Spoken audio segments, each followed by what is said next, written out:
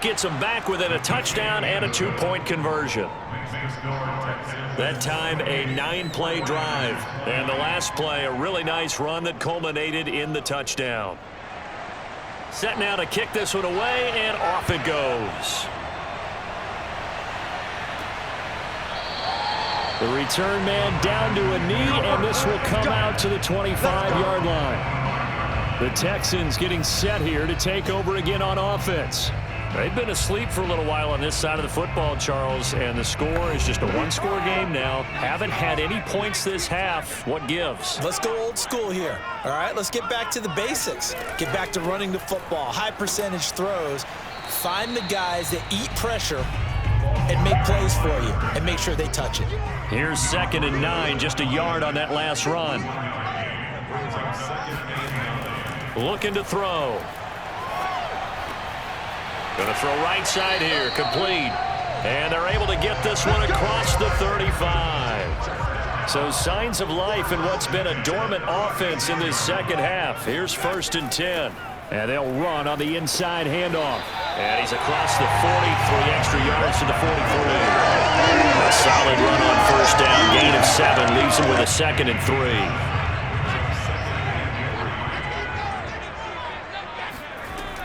Back to throw. Fighting through pressure. Oh, that'll be incomplete. Well, he took a shot as he let that go. And it's going to bring up a 3rd down. Oh, that's got to frustrate him a little bit because they nearly got to him there, and it would have been the first sack of the game. Instead, they're able to influence the release, and they did force the incomplete pass. They'll set up a throw. Keeps himself upright. And that is incomplete.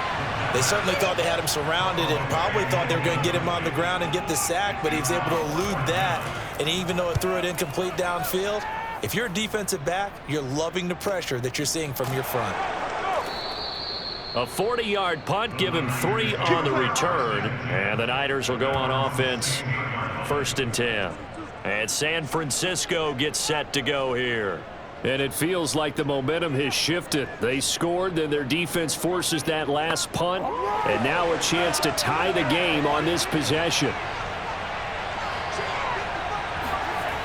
They go play action here on 1st down.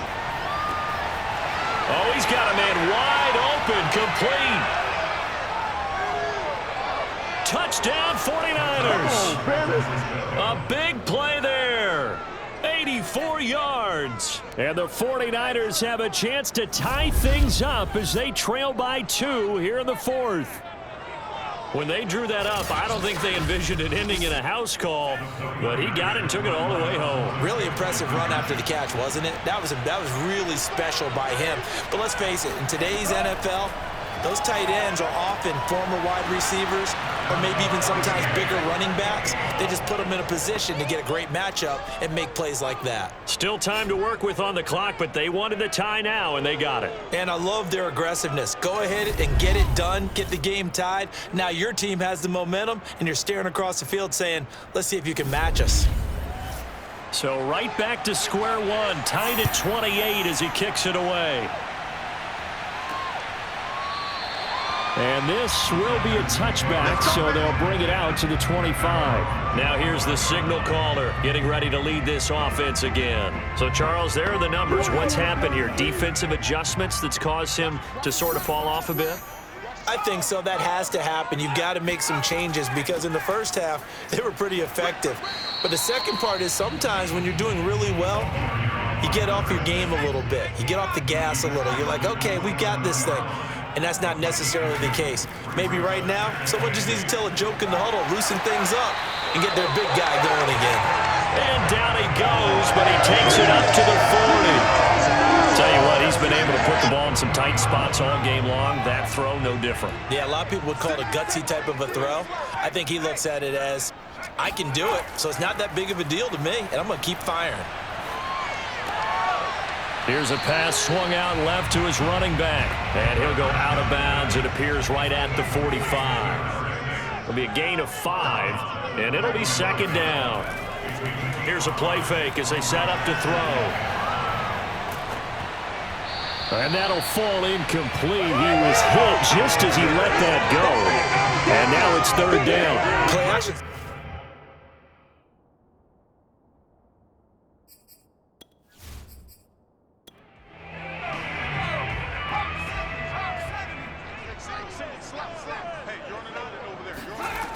They'll look to throw again. He gets this one to Boyd. And he is tackled inside the 40, not quite to the 35. And partner, in a tie game in the fourth quarter, you and I both know in the NFL, that's when you lean on your stars. And he came through with a nice catch right there.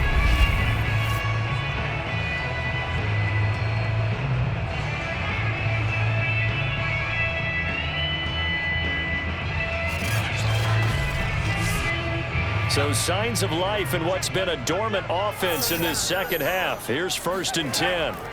They'll stick with the passing game as he looks to throw. He finds his man, complete. That's Boyd. And he's going to get this inside the 30.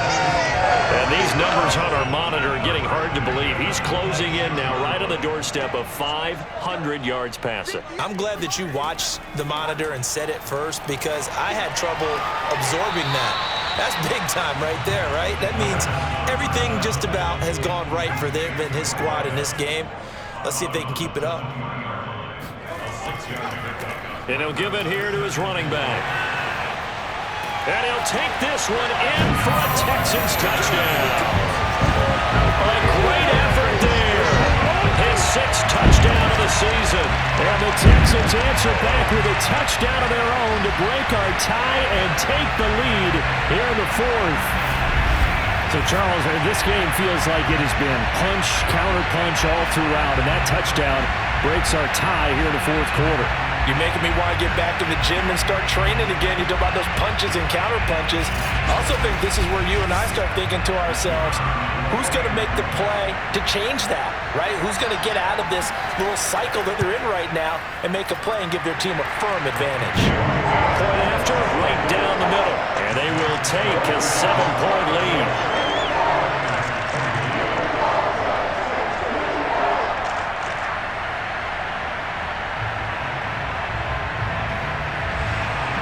Is the kickoff unit as they run up and send this one away. And that one will bounce out of the back of the end zone, so we will start here at the 25. San Francisco set to go on offense once more. And now, after the touchdown a moment ago, they work from behind in a 7-point game in this 4th quarter. Plenty of time on the clock.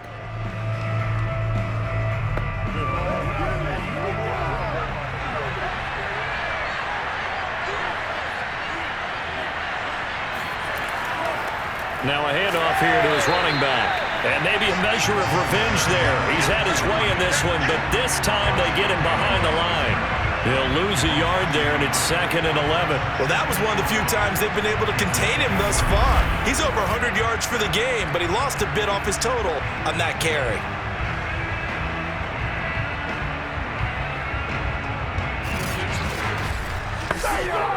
After the loss to start out, here's 2nd and 11. They'll look to throw. He'll rifle this one deep right side. A fight for it, and this is caught. What a catch. A big play that time through the air. 33 yards. Well, if you're a fan of offensive football, this game is for you because this one's been much more like a tennis match than a football game. Back and forth, and there's another example right there of another big play in the passing game. So the big play gets him across midfield now for 1st and 10. Now they try the right side here. 3 yards on the pickup there, and it'll be 2nd down.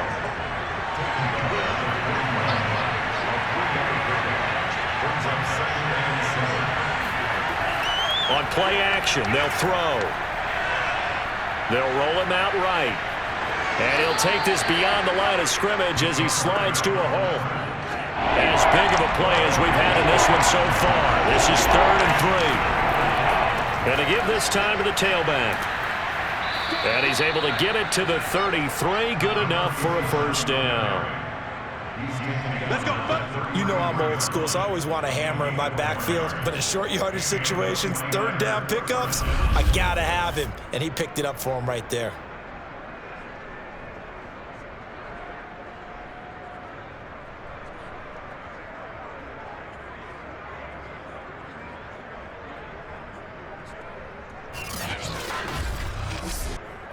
The drive continues as they search for a tying touchdown. Here's 1st and 10.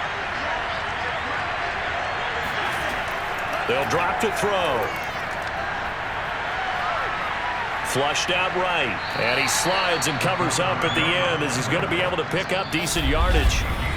He'll wind up getting 9 after tucking it and running, so it'll leave him with 2nd and a yard. So it's 49er football here as we get you reset. They come up on a 2nd down now in a game that looks like it's going to go down the wire. A 2nd down pass play there, but it's incomplete. This will be play number 7 on the drive. 3rd and a yard. Back to throw. Quick hitter here. It's complete. And he is going to have a 49ers first down as they're able to get the 3rd down conversion. He's going to let it go deep for the end zone. And that one off the mark behind him. Incomplete. After the incomplete pass, here now is 2nd and 10. He's back to throw. Now they go screen. It's complete. And he'll get him inside the 15 down to the 14-yard line. 4 yards the gain, and it'll bring up a 3rd down. And he's got his man in stride, complete. And the 49ers are going to have 1st and goal as they try to finish off this drive with 6 points. And it's caught. It's a touchdown. So they rally here in the final minute, and they're an extra point away from tying this game.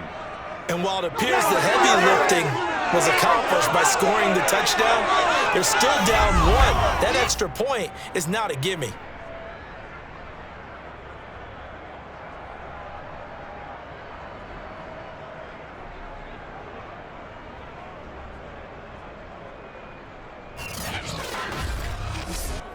Now the extra point try forthcoming.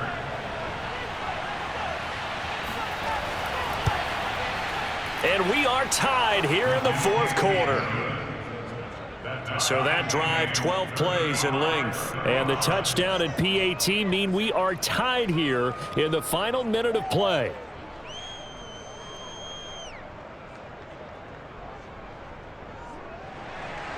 Set to go now with the kickoff. These two teams all even again as we continue in this wild 4th quarter. Takes it at the 7. And beyond the 20, but not by much. In fact, just a yard pass there to the 21. Now Houston's offense taking over again. They've got work to do, but they do still have a bit of time here. And they've got to feel comfortable with that, but they have all their play sequences called. If they get out of bounds, that allows them to huddle and call another play. But if they don't, it's hurry up to the line of scrimmage and either spike it and stop the clock or continue to move it downfield in order to try and get in range and win this game. See if they can do just that. Looking for more there on 1st down, but this throw downfield incomplete. 2nd and 10.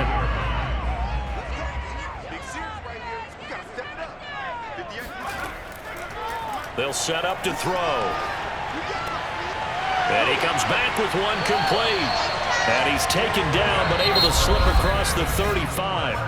Now the Texans will burn the first of their timeouts as they'll stop it with a little over 30 ticks to go in the football game. They'll look to throw here on 1st down. It's complete. He finds Falk here. Now the Texans will use one of their 2 remaining timeouts as they'll stop it with 25 ticks remaining on the clock. The play-action fake. They'll look to throw. He's going to let this one go deep. And incomplete on the deep ball. So the incomplete pass on the last play, and that leads us to a 3rd and 3. Again, he'll drop to throw. And that'll be incomplete with 11 seconds remaining now. Fourth down now defensively. Charles, you know, they're just asking this crew for one more stop. And you know that they're feeling the momentum right now, but they have to be very careful not to get over-exuberant, overexcited, and blow an assignment and give up the big first down. And that one hits a little too close to the goal line, and it continues into the end zone for a touchback.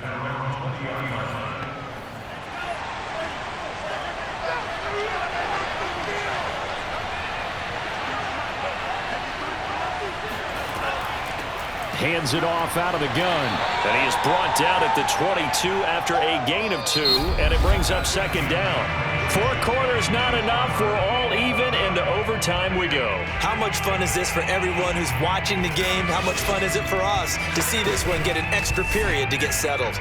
It's a little teaching moment here. Overtime rules. Remind us how this goes, partner. Okay, so in the past, we had sudden death. First team to score wins, but no longer. Now, if the team receives the ball, scores a touchdown, they win the game. If they kick a field goal, though, or don't score, the other team gets a possession. And after both teams get a possession, then we're into sudden death. First team to score wins the game. And we will not see a return to start overtime. It'll come out to the 25-yard line. San Francisco's offense returns to the field. They control their own destiny here. They have the football in overtime. Obviously, a touchdown would win it. And I think teams around the league are still adjusting to the idea of going downfield, scoring a touchdown wins the game, because they were used to just going downfield and trying to get in field goal range to win a game. Still having to make that transition. Let's face it now, the ones who are doing it best know they need to go down, attack, put the ball in the end zone, and not leave it up to a field goal and give the other team a chance. As we said, they control their own destiny now. And he's able to take this one up to the 35-yard line. 9 yards, and that leaves him just short, so it'll be third and less than a yard. So from second and long, now we go to third and very manageable. Yeah, they love that phrase, don't they? Because as an offensive coordinator, you can keep people a little bit off balance and guessing, because you don't have to throw it. You can come back with a strong run game if you want to. And if you're in 4-down territory, that really opens things up for you. No gain there on the play, and that's going to leave them with a 4th down. Well, they only need about a half a foot. It's overtime, but they're back in their own territory. And you know those decision makers that are battling inside the head coach's mind right now? One saying, hey, offense is pretty good. Other one saying, no, rely on your defense. That's what you've got to decide in this situation. Where do you have the confidence? That determines what you're going to do.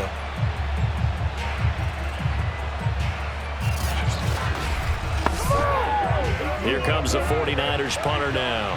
On for a very important punt here in overtime. And he deserves a bronze leg as he gets this one away. Fair catch signaled for and taken just shy of the 30-yard line. It's just a 32-yard punt with no return. And possession will switch hands, 1st and 10. Out comes the Houston offense as they get set to take over here. Their defense did its job, got the stop. All they need is 3, and this is over. Couldn't have done much else other than score themselves and end it. But they turned it back over to them, and now all they need is a field goal to win the game. An excellent job by the defense. Can the offense finish things off? Yeah, part 1 is done, now part 2. And that's exactly what offenses try to avoid by using motion and throwing different formations up. They hate when he can draw a bead on the play, get a running start, and make a big play behind the line of scrimmage as he did just there.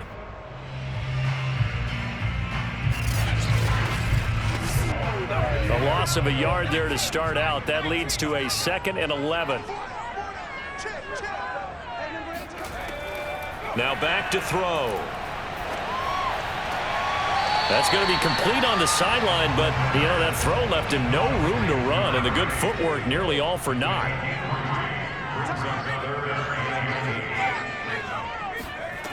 On 3rd down, he'll drop to throw. Wide open receiver complete. And he is going to have the Texans 1st down as they're able to get the 3rd down conversion. Charles, you get into these overtime situations, that's not a bad guy to dial into. Well, when you have to have plays, especially in a spot as you just described, we're in OT, You've got to go to the guys you can trust and you know are going to make the plays. What they say, it's not the X's and the O's, it's the Jimmies and the Joes.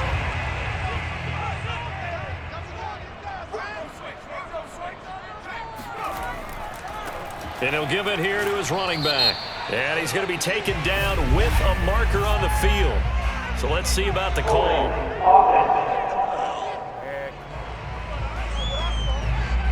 So on the big tight end, holding. Each and every year, we talk about very few tight ends coming into the league that are polished blockers or asked to do it a lot in college. So it's a constant struggle and a constant fight to learn how to do it without holding.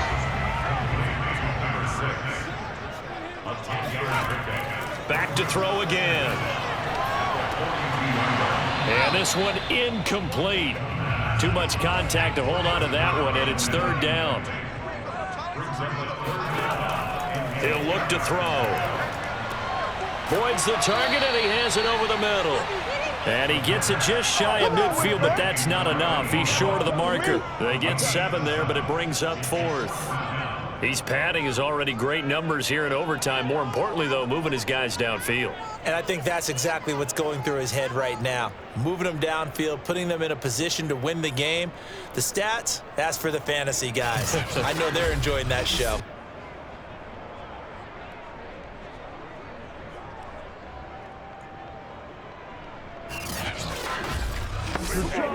The Texans send the punter out as he's on for the 5th time here today. This is away, but boy, headed straight for the sidelines. And no return possible here as they angle this one out of bounds. The Niners set to take over on offense. And they're coming off a 3-and-out, my friend. I think they've got to look at that play sheet and go to a spot that they haven't gone before. Time to shake things up a little bit to try and get this offense moving. Okay, so how do you do that? How do you shake things up? You look at what you called before, realize it hasn't worked Go to something else. and maybe try and find one of those special plays from one of your better players, and maybe try and hit something big and get things going in the excitement area. Although his reputation as a speedy runner precedes him, it's always fun to watch him work. It is eye-opening, isn't it? Because when you see him get the ball and just go, in addition to that speed, it helps out his blockers. They don't have to hold blocks for long because he's just going to speed right past them.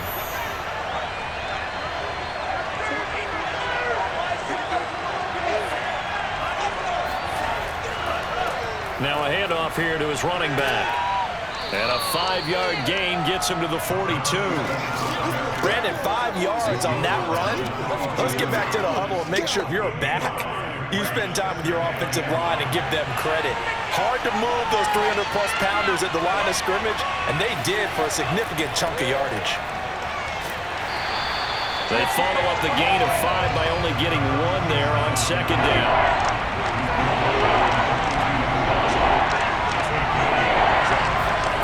They'll look to throw here. Under pressure, and the Texans able to get in there for the sack. 2 minutes left in this overtime session, and still all tied. Here comes the 49ers punter now, as they're forced to kick for the 6th time today.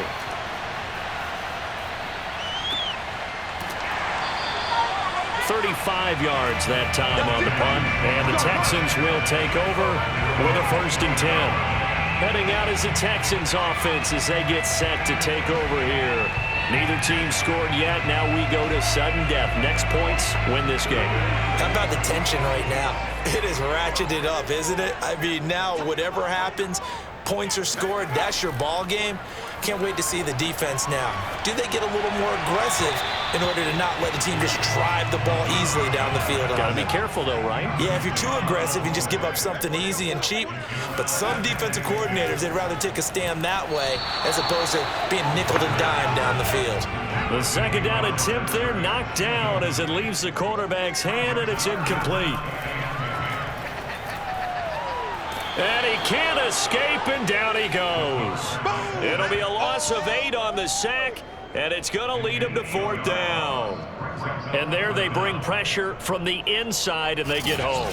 Yeah, hard to block everyone, isn't it? And on this play, someone did not get blocked. He's the one who got home.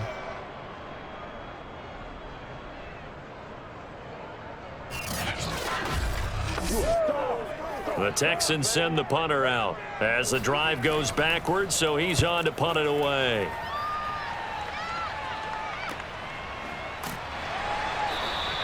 Good open field tackling there. A 50-yard punt followed by just a 1-yard return. And out will come the offense as they take over.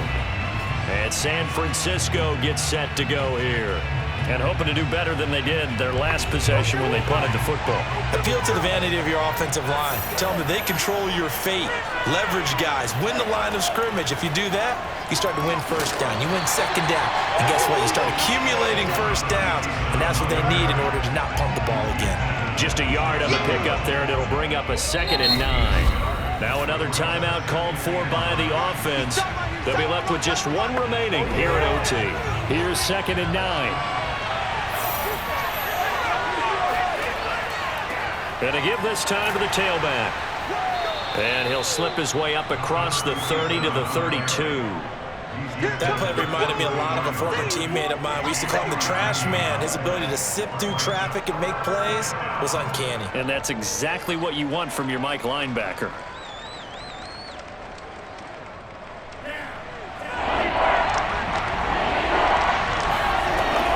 Out of the gun now on 3rd down. He's going to loft one deep left side here.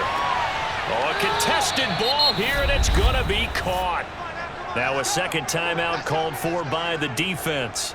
They'll be down to just one remaining as we step aside here in overtime.